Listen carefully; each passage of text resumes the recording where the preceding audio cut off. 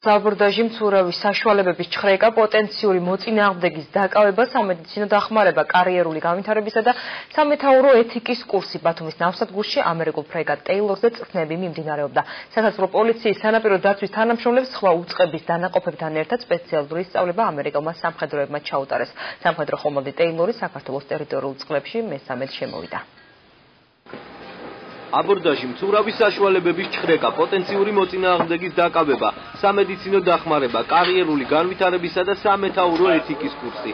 ეცის მიმართულებები იყო, რომელიც დღეს ქართველმა და ამერიკელმა სამხედროებმა ფრეგატ ტეილორზე ერთობლივად განიხილეს. სწავლებაში შინაგან საქმეთა სამინისტროს ქვედანაყოფების სანაპირო დაცვის დეპარტამენტი და აჭარის საგანგებო და გადაუდებელი სიტუაციების მართვის სამსახური მონაწილეობდა. დღეს ვიმყოფებით ამერიკის საზღვაო ძალების ხომალდზე გენ ტეილორზე, რომელიც იმყოფება ბათუმის ნავსადგურში და ჩვენი მაშველები გადიან ტრეინინგს პირველად სამედიცინო დახმარებასთან დაკავშირებით. თან გვახლავს ჩვენი სამედიცინო ინსტრუქტორი, რომელიც წელს ავიყვანეთ უკვე მუდმივად შტატში სამაშველოში და უკვე ის გაუზიარებს დანარჩენ პირად შემადგენლობას იმას თუ რასაც შევისწავლეთ დღეს.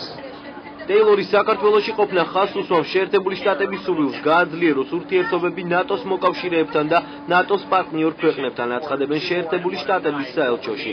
ქართველ და ამერიკელ მეზღვაურებს ამ დრომდე ერთობლივი არაერთი წვრთნა ჩაუტარებიათ. ბოლო სწავლება საქართველოს სანაპირო დაცვის დეპარტამენტის პირადმა შემადგენლობამ გასულ წელს ხომალდ მაუნ ვინთის ეკიპაჟთან ერთად გამართა.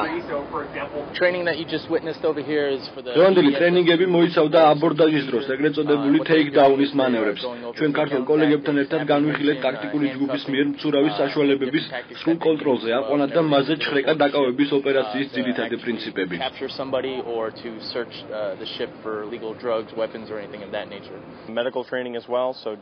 ეს ვისაუბრეთ ფლოტში შემავალი ელემენტების სხვადასხვა ტიპის გადაადგილებებზე. მივყვებით საზღვაო წესდების პრინციპებს. გარდა ამისა, სწავლება სამედიცინო ტრეინინგსაც მოიცავდა. თუ როგორ უნდა გავართვათ თავი პირველად სამედიცინო დახმარებას. საუბარი შეეხო ეკიპაჟის ზოგადი ჯანმრთელობის საკითხებსაც. FFG-50 ტეილორი ამერიკის მე-6 ფლოტის კუთვნილი ოლივერ ჰაზარდ პერის კლასის ფრეგატია, რომელიც ფლორიდაში, პორტ მაიპორტშია ბაზირებული. ხომალდი ოკეანეში 1983 წლის 15 მაისს ჩაუშვეს და ამ დრომდე არაერთ ოპერაციაში მიიღო მონაწილეობა. ბოლო 7 თვიანი მივლინება ხომალდმა მიმდინარე წლის იანვარში დაიწყო. ამ დრომდე ბათუმის პორტში ტეილორის გარდა ოლივერ ჰაზარდ პერის კლასის კიდევ რამდენიმე ხომალდი იყო შემოსული.